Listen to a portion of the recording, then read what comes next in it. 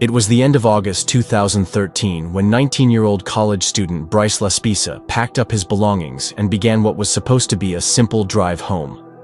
He had just started his sophomore year at Sierra College in Rocklin, California, and told his parents he wanted to come back to their home in Laguna Niguel, roughly 7 hours south. Nothing seemed particularly strange, until it did. Bryce had recently broken up with his girlfriend and was reportedly acting odd in the days leading up to his disappearance. Friends noticed a change. He had been giving away personal belongings and drinking heavily, even though he wasn't known to be a heavy drinker before. He also started taking a prescription drug called Vivance, known to cause insomnia and mood changes. His behavior became erratic. He stayed up for nights in a row, began isolating himself, and seemed deeply troubled. But no one expected that his late August drive would turn into a national mystery. Bryce had always been artistic and thoughtful. In high school, he was known for his sketches and quiet charm. His parents described him as sensitive and deeply intuitive, which made his sudden shift in behavior all the more unsettling. They wondered if the combination of stress, breakup, and new medication had caused a psychological spiral. On August 28th, Bryce left Rocklin around 11:30 a.m. He called his mother, Karen, and told her he was heading home. Normally, that would put him in Laguna Niguel by early evening. But Bryce never arrived. Throughout the day and night, Bryce's parents received several calls from him, each more confusing than the last. He stopped in Buttonwillow, a town just outside Bakersfield, and for nearly 13 hours, remained in the same spot.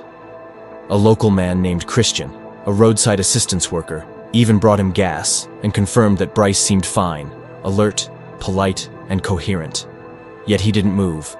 He even made a purchase at a nearby gas station, a drink and a snack, but still remained parked. His mother asked if he was okay. He said yes. He just needed to clear his head. She trusted him. At 3 a.m., he finally called his mom again. He told her he was on his way. That was the last time she would ever hear his voice. Investigators later discovered that Bryce had also called several friends during this time. Some said he was cryptic. Others thought he sounded calm. He didn't seem afraid, but he also wasn't acting like himself. His girlfriend told police he had said something strange. "You'll be better off without me."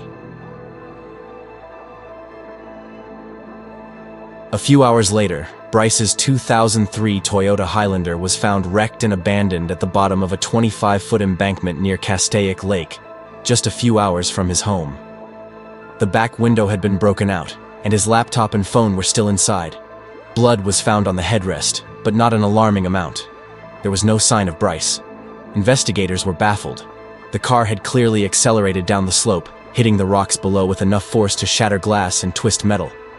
But there were no signs of someone being ejected or crawling away. His wallet was missing, but his ID was still in the car. Police believed the back window was broken from the inside. Tracking dogs followed his scent to a nearby truck stop, but the trail vanished. Divers searched Castaic Lake for days. Helicopters scanned the surrounding hills. No clothing, no wallet, no footprints, no sign of struggle. It was as if he had disappeared into thin air. An odd detail: the car's position at the bottom of the embankment suggested a slow roll, not a high-speed crash. The engine wasn't running. The seatbelt was unbuckled. It looked more like someone trying to stage a crash than survive one. Several theories have emerged in the years since Bryce disappeared. One is that he suffered a head injury during the crash and wandered away with memory loss. Another suggests he may have taken his own life, though no body has ever been found. Some believe he staged the whole thing to start a new life, that the car crash was intentional misdirection. Then there are the darker theories. Was Bryce met with foul play? Could he have hitched a ride with someone who meant him harm? Or did he fall victim to a random act of violence while trying to find help? There's also the question of his mental state. Some who knew Bryce insist he had shown signs of paranoia or depression. Others say he sounded lucid and rational on the phone. Did the Vivance trigger something deeper? Was there an undiagnosed condition? Or did he know exactly what he was doing? Reddit users have speculated wildly, some suggesting cult activity, others pointing to unsolved crimes in the area. One theory even involves a trucker picking him up and crossing state lines. But without evidence, it's all conjecture. One of the strangest details is how long he sat in his car in Buttonwillow before driving again. What was he thinking during those 13 hours? And why didn't he simply go home? Now, more than 10 years later, the Laspisa family still has no answers. They hold on to hope, but the trail has long gone cold. Every so often, reported sightings trickle in, but none have ever been confirmed. Some tipsters say they've seen someone matching his description near homeless encampments or shelters, but nothing has led to proof. The case has drawn comparisons to other famous disappearances, like Maura Murray and Brandon Swanson.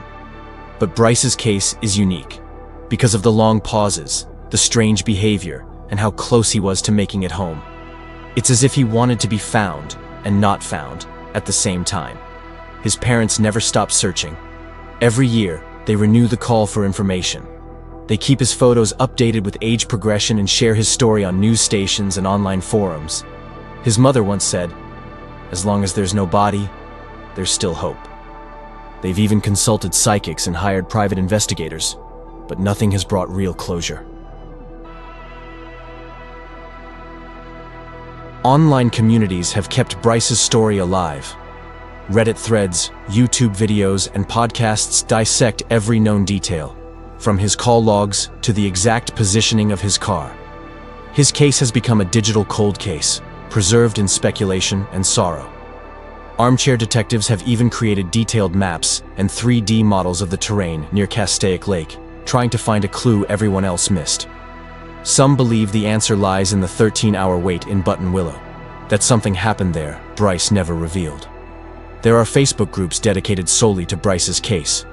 Every year on the anniversary of his disappearance, posts flood in.